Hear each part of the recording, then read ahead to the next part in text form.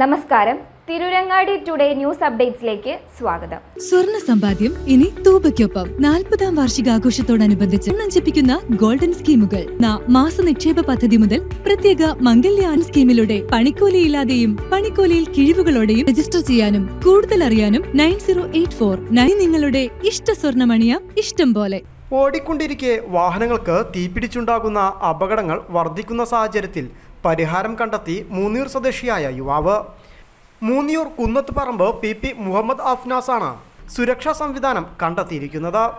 Free fire safety എന്ന പേരിൽ ഒരു വർഷത്തെ നിതാന്ത പരിശ്രമത്തിലൂടെയാണ് ഈ വാഹന സുരക്ഷാ സംവിധാനം വികസിപ്പിച്ചെടുത്തിരിക്കുന്നത്. ഓടിക്കൊണ്ടിരിക്കുന്ന വാഹനത്തിൽ തീയുടെ സാന്നിധ്യം കണ്ടെത്തിയാൽ സെൻസറിന്റെ സഹായത്തോടെ വാഹനത്തിൽ ഘടിപ്പിച്ചിരിക്കുന്ന സർക്യൂട്ട് വഴി പ്രവർത്തനം നിയന്ത്രിക്കുന്ന സംവിധാനമാണ് ഫ്രീ ഫയർ സേഫ്റ്റി സിസ്റ്റം.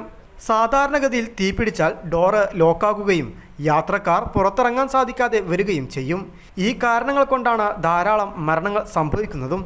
എന്നാൽ അഫ്നാസ് വികസിപ്പിച്ചെടുത്ത ഫ്രീ ഫയർ സേഫ്റ്റി ഉപയോഗിക്കുന്നതിലൂടെ തീയുടെ സാന്നിധ്യം കണ്ടെത്തിയാൽ ഡോറ് ലോക്ക് തുറക്കുകയും വിൻഡോകൾ താഴുകയും സീറ്റ് ബെൽറ്റ് തനിയെ ഊരുകയും ചെയ്യും.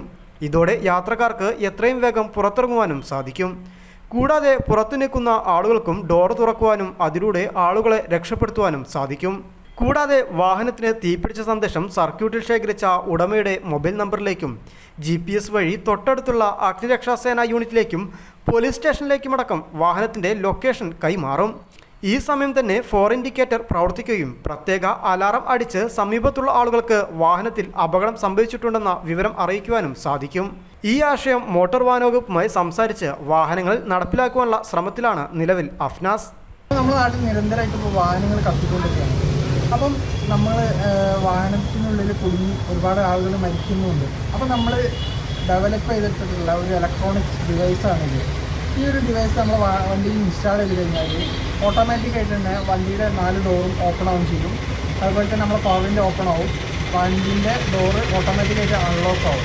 അതുപോലെ തന്നെ നമ്മുടെ അടുത്തുള്ള പോലീസ് സ്റ്റേഷന്, ഫയർ സ്റ്റേഷൻ, ഇങ്ങോട്ടൊക്കെ ലൊക്കേഷൻ അടക്കം മെസ്സേജ് പോകും. പിന്നെ ഇഞ്ചിൻ ഓഫ് ആവും. പിന്നെ അലാം സിസ്റ്റം ഉണ്ട്, അത് വർക്ക് ചെയ്യും. പിന്നെ ഫോർ ഇൻഡിക്കേറ്റർ, അതുപോലെ തന്നെ അടുത്തുള്ള വണ്ടികൾക്കൊക്കെ മാറ്റാൻ വേണ്ടിയിട്ട് ഒരു അസാഡും ഇതിൽ വർക്ക് ചെയ്യും. പിന്നെ യാത്രക്കാർ സുരക്ഷിതമായിട്ട് പുറത്തേക്ക് രക്ഷപ്പെടാൻ പറ്റും.